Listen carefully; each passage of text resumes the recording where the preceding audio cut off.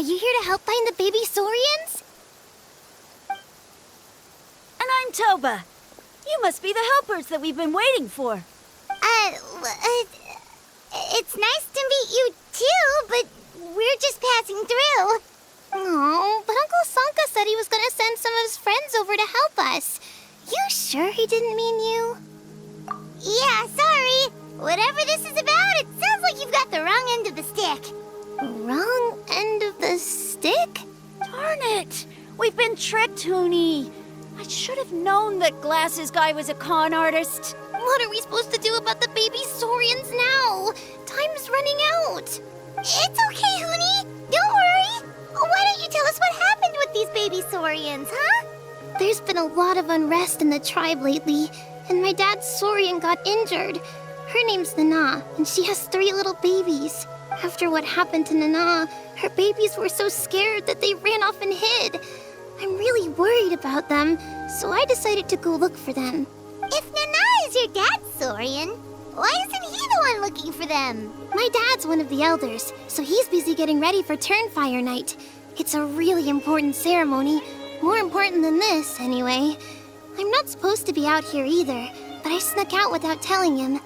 I didn't think it would take very long, but then that guy we ran into made us tell him loads of stories, and it wasted so much time. Yeah, he was so selfish. He doesn't have a heart. It's all right. Don't let him get to you. We're here now and we'll help you because we care a lot, don't we, Traveler? They should be. I already managed to find their tracks, and it seems like they're hiding on the cliff. Really? Wow! Thank you so much, Mr. Traveler and Miss Paimon. Awesome. You gotta be careful out on the cliffs, though. They're really steep. Even grown-ups have trouble climbing them.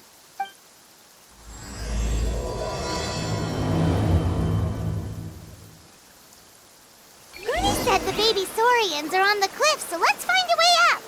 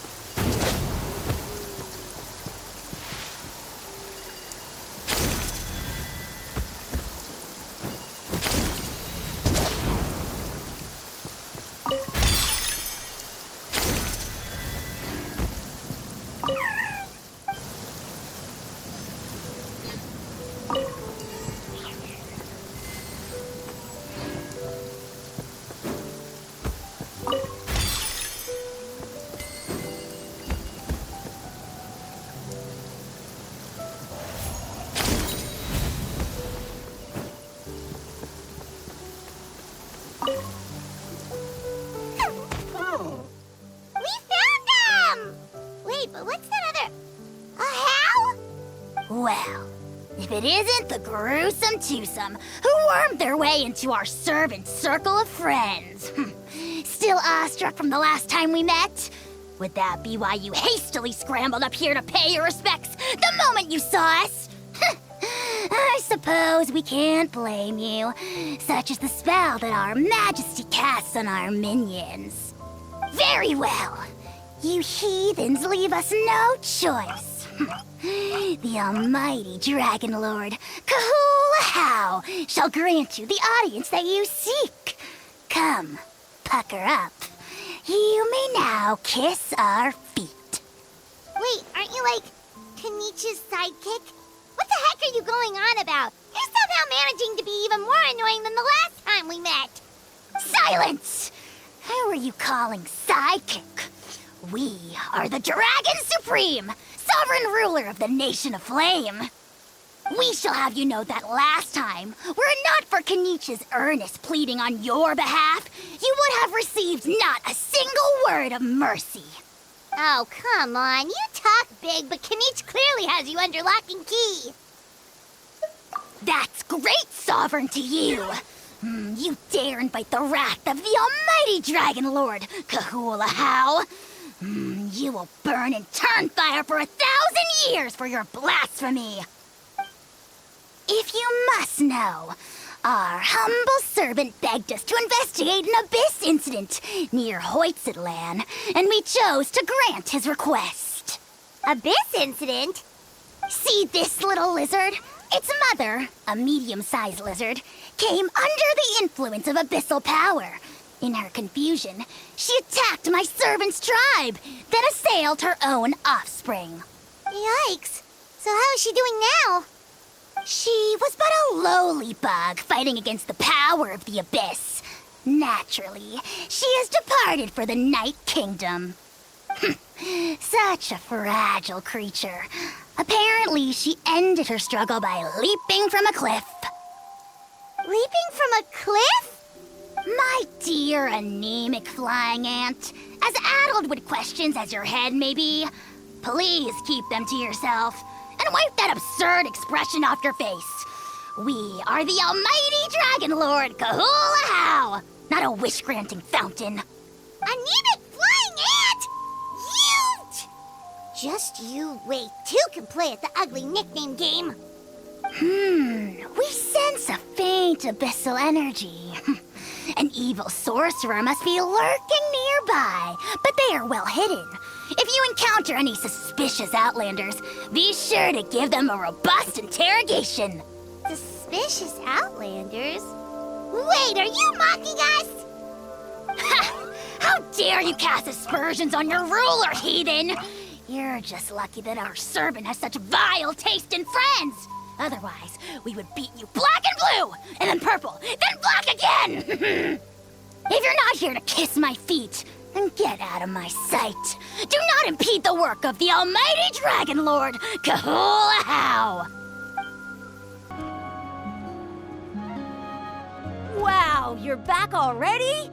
That was so fast. I'm so glad that the babies are all right. Thank you both so much. Now we can finally go home and stop worrying about them. You're welcome. Piece of cake. You're not from Natlan, right?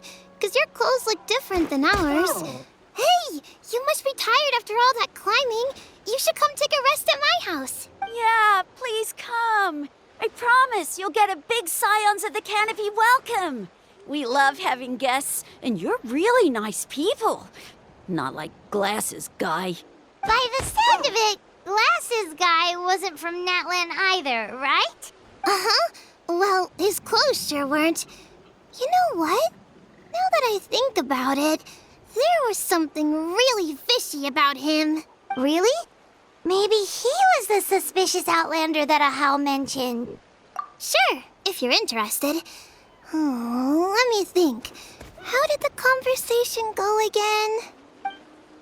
Oh, please, mister. I've told you so many stories already. When are you gonna help me find the baby Saurians? Just one more story. One more, I swear. Why don't you tell me more about that ball of fire? I heard that there was a huge transparent ball of fire that used to burn 500 years ago, 1,000 years ago, maybe even further back than that. Oh, you mean Turnfire. That's where the ancient name Malipo comes from. Oh, wow. So it was the origin of an ancient name. That's impressive. Uh-huh. There's a story behind every ancient name. The legend goes that the Turnfire first appeared in the era of the Grand Alliance. It was used by the tyrant Huitztlan to rule over Natlan and oppress anyone who opposed him. Turnfire is different from normal fire. If you get set on fire with it, you'll feel horrible burning pain from behind you, but you won't die from it right away. And whatever you do, you mustn't turn back to look at it. Why? What happens if you turn back? As soon as you turn around, poof! You get burned to a crisp. Well, good golly gee. I mean, it's one thing to singe someone's clothes, but burning people alive? That is a big no-no in my book.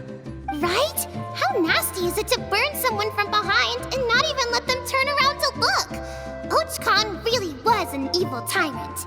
Yes, shocking behavior. Now, let me guess. Eventually, a valiant hero came to save the day? That's usually how these stories go. Good guess, Uncle Glasses. Seems like you really know your stuff. The hero was called Yupanqui. He's the ancestor of our tribe. Yupanqui was friends with Huitztlan the Tyrant, and also Yupanqui, the first Pyro Archon. He was working as an ordnance officer for the Grand Alliance at the time. He didn't like how Huitztlan was such a cruel tyrant, so he stole the Turnfire and threw it at the Huitztlan's army. The soldiers couldn't defend against it, and they all got turned to ash. And that's how our ancestors set our people free. But just as he was about to leave the city, he thought he heard Huitztlan calling out to him from behind. It caught him off guard, and he turned around to look. But Huitztlan wasn't there. All he saw was a city burned black, an army in ruins, and giant flames reaching up into the sky. A split second later, the flames he saw burst out from inside his eyes and swallowed him up. All it took was a single glance. As soon as he looked back, he was burned to a crisp. The question is, was this the price he paid for stealing the Turnfire, or the price of turning back? Nobody knows the answer. But the fire that consumed Yupanqui burned more fiercely than any other. It burned for 100 days until it burned a hole right through the ley lines. And then, the flame dropped into the deathly dark Night Kingdom, where it still burns to this day. The grown-ups say that it lights up the path that leads to the next life. But for the dead to be reborn, they have to accept the flames and be purified by the fire first. It's like a final look back at your life, where you have to answer for everything you did. Anyway, that's the story of Yupanqui's Turnfire. Ah, a fine parable indeed.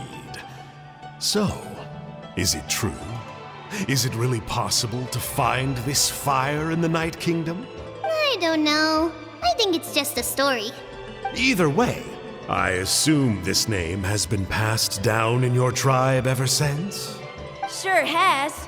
It went to Burkina, the hero that we celebrate on Turnfire Night. But that was 500 years ago. Yeah, and now it belongs to Kinich. So we often call him Malipo Kinich. Kinich, huh? All right, Uncle Glasses, that's enough stories. Now, can you please go find the baby Saurians for us like you promised? I would, but doesn't the legend of the Turnfire teach us not to look back? Let's not go dredging up the past. Tell me more about this Kinich guy. One more story, I swear. Starting now.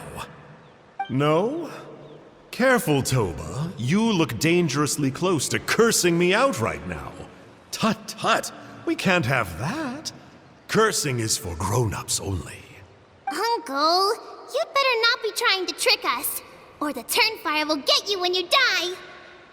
How would it get me if I'm outside of Natlan? Uncle Glasses isn't from here, you know. Unlike you. Huh?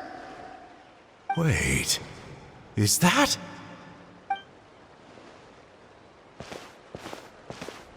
All right, kiddos. I'm a man of my word.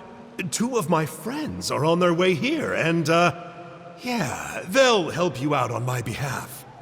Work them like dogs, okay? That's what they're here for. Don't go easy on them just for my sake. Really?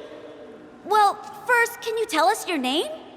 We met at the foot of this cliff, so beneath the peaks, let's go with Sanka. Seriously? If you don't believe me, turn around and see for yourselves. They're right behind you. Huh? Where? Oh, wait! Uncle Sanka, where did you go? Yeah, definitely a fishy character. It sounds like he was digging for info about the ancient names. Yeah, and not only that, but he betrayed us too. He'll pay for this. All he got out of us was some stories, though. What's the worst that could happen? Traveler, maybe we should go tell Kinich about this. A house says he's investigating it, but he's a bit of a loose cannon. We probably shouldn't take him at his word. Huh? You know Kinich? Not very well, but we have met met him before, and one time we had a meal together. Aw, man, I'm so jealous. I never even spoken to him. He's so cool. He's the Saurian hunter, and he has a really awesome ancient name. Me neither. I don't think my dad really likes him, though. He always tells me to stay away from him. Probably because of that little creep he always hangs out with. He's nasty, and he's so full of himself. Oh, the creep who calls himself Kahul Ahau? Yeah, we've had the pleasure of meeting him too. He sure loves pushing people's buttons. Exactly. I don't know why Kinich partnered up with him. Why didn't he pick me instead? Uh-oh. Huni, look how late it is. We've been out way too long. We better get home now or we'll get yelled at. Oh, yikes. You're right. Okay, well, this path here leads to our settlement. If you decide to visit, remember to come to my house. If there's anything you need, my dad can help get it for you. Hope to see you soon. We gotta run. Bye for now.